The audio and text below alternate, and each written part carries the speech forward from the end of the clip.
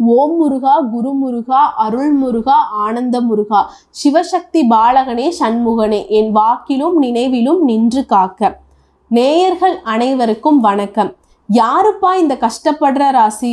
நாங்க தாங்க, கடக ராசி. அஷ்டம சனிங்க. எப்பதான் எங்களுக்கு விடுவு காலம் பிறக்கும்? நம்மளுடைய நிலைமை இப்படி தான். அது போதாதுன்னு ஃபோன் திறந்து ஒரு ரீல்ஸ் ஏதாவது பார்த்துக்கலான்னு பார்த்தா நம்ம தான் சந்தோஷமா இல்லை, அந்த ரீல்ஸ் போடுறவங்களாம் சந்தோஷமா இருப்பாங்க இல்லையா? அதையாவது பார்த்து கொஞ்சம் ஆறுதல் அடைஞ்சிக்கலாம் அப்படின்னு ஃபோனை எடுத்தா அந்த இடத்துல கூட கடகராசி நேயர்களே, உங்களுக்கு 2025 மார்ச் மாதத்துக்கு அப்புறம்தான் நல்ல காலமாக இருக்க போகுது. அதுக்கு முன்னாடி வரைக்கும் நீங்க இப்படி தான் கஷ்டப்பட போறீங்க அப்படின்னு மீம்ஸ் போட்டு வச்சிருப்பாங்க. உண்மைதானே? இந்த மாதிரி எல்லாம் நிறைய விஷயங்களை பார்த்துருப்பீங்க இல்லையா? ஏன்னா அஷ்டம சனி ஏண்டா நானே ரொம்ப கஷ்டத்துல இருக்கேன், எரியிற நெருப்புல எண்ணெய் ஊத்துறியே, இந்த மாதிரி வேலையில் எல்லாமே கடகத்தை பார்த்து பார்த்து பண்ணிட்டு இருப்பாங்க. சரி விடுங்க, பொறுமைசாலி தான், ஆனா எங்களால முடியலடா, என்ன ஏண்டா இப்படி பண்றீங்க?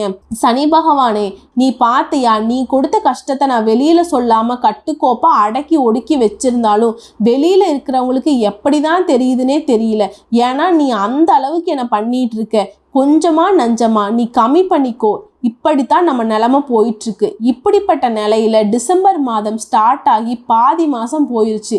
மீதி இருக்கக்கூடிய மாசத்துல கண்டிப்பா எதுவும் எனக்கு நல்லது நடக்க போறதில்லை. அது வரைக்குமாவது நான் வெளியில சொல்லி கத்தாம கதறாம இருக்க மாதிரியான கஷ்டத்தை கொடுங்க அப்படின்னு நம்ம கடவுள்கிட்ட வேண்டுதல் வச்சோம். அதுக்கு அவர் என்ன செஞ்சாரு? சரி ஓகே, நீயும் ரொம்ப கஷ்டப்பட்டுட்ட, ரொம்ப அசிங்கப்பட்டுட்ட, அவமானப்பட்டுட்ட, கொஞ்சம் ரிலீஃப் கொடுக்குறேன் உனக்கு. அந்த மாதிரி இப்போ அடுத்தடுத்து வரக்கூடிய நாட்கள் இவன் எங்க போறான், அவன் அங்க போறான், அவனும் இவனும் சேர்ந்து இருப்பதனால எந்த மாதிரி யோகம் உருவாகுது, அது கூடவே சேர்ந்து இந்த யோகமும் இருக்கு, 2 யோகமும் கொடுக்குறேன். இந்த யோகத்தினால கொஞ்சம் பலன் இருக்கு, அதுவும் நல்ல பலனாதான் இருக்க போகுது, சந்தோஷமா இருந்துக்க. இப்படிங்கிற மாதிரி கடக ராசிக்கு கொஞ்சம் ரிலீஃப் கிடைச்சிருக்குங்க. அது என்னன்னு பார்க்கலாமா?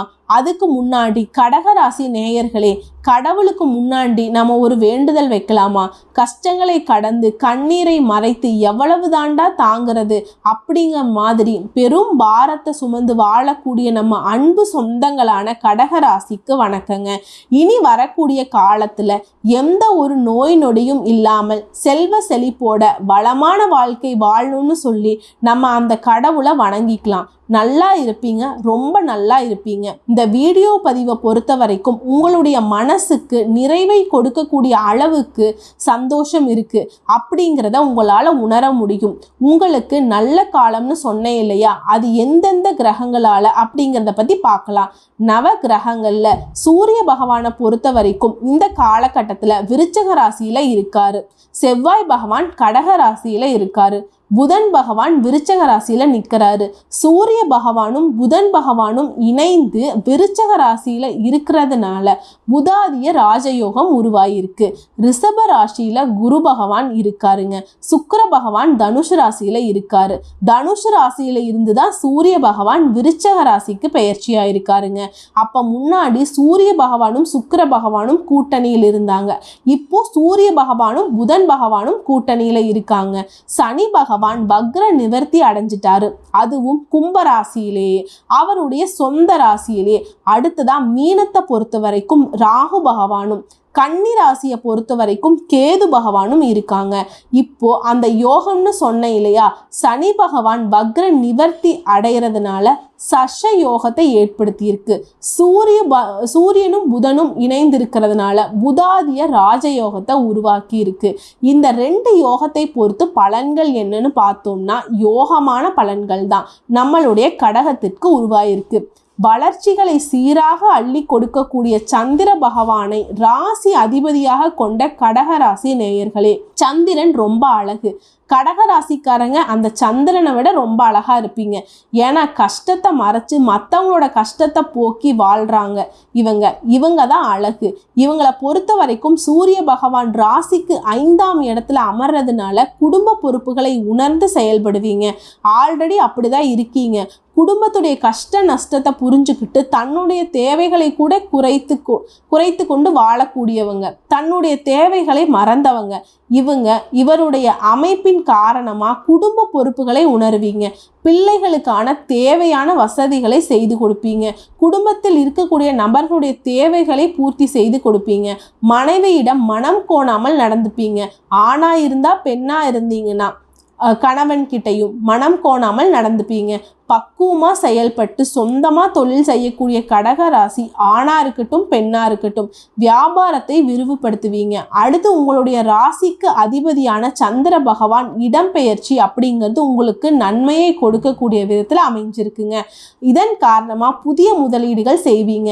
இதனால அதிக லாபத்தை அடைய முடியும்.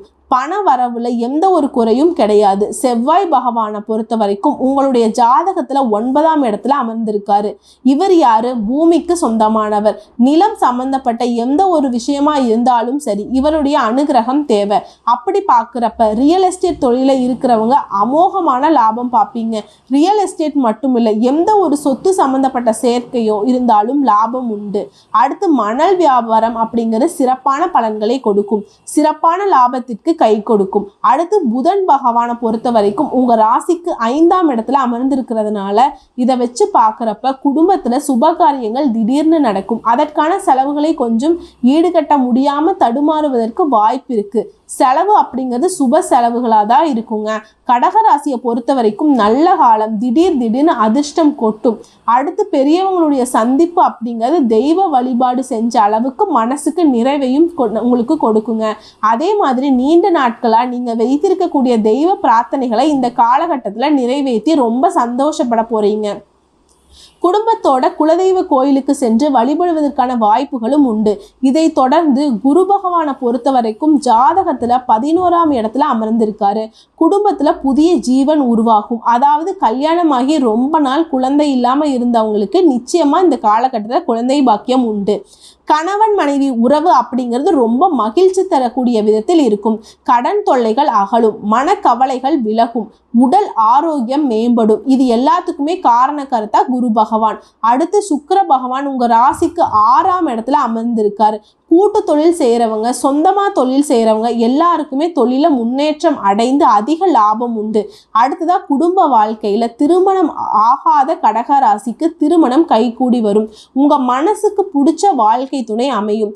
ரொம்பவே சந்தோஷப்பட போகிறீங்க. சந்தோஷத்தோட இல்லற வாழ்க்கையில அடி எடுத்து வைக்க போறீங்க. உங்க வீட்டுல கெட்டி மேல சத்தம் உறுதி. அதே மாதிரி திருமணம் ஆனவர்களுக்கு கணவன் மனைவி உறவு அப்படிங்கிறது வலுப்பட்டு நிற்கும். அந்யோனமா இருக்க போறீங்க.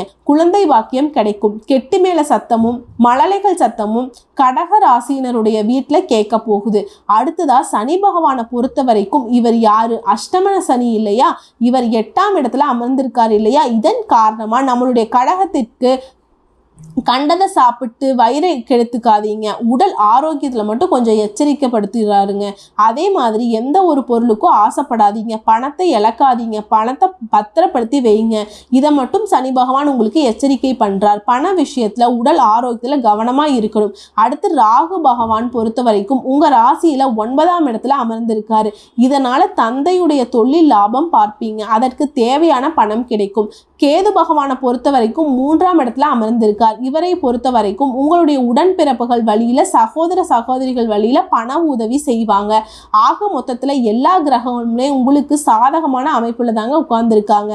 பொருளாதார நிலையை பொறுத்த வரைக்கும் திருப்திகரமாக இருக்கிறதுனால தேவையற்ற செலவுகள் இல்லாமல் போகும். குடும்பத்தில் மகிழ்ச்சியான சூழ்நிலை இருக்கும். கணவன் மனைவிக்கிடையே அந்யோன்யம் அதிகரிக்கும். ஆரோக்கியம் சிறிதளவு பாதிக்கப்படுவதற்கு வாய்ப்பு இருக்கு. உடனடியாக மருத்துவர்கிட்ட போயிட்டு சின்ன சின்ன உடல் உபாதைகள் இருந்தாலும் சரி செய்து கொள்வது ரொம்ப நல்லது. சிலருக்கு ஆன்மீக பயணம் மேற்கொள்ளக்கூடிய வாய்ப்புகள் அதிகமாக இருக்கு.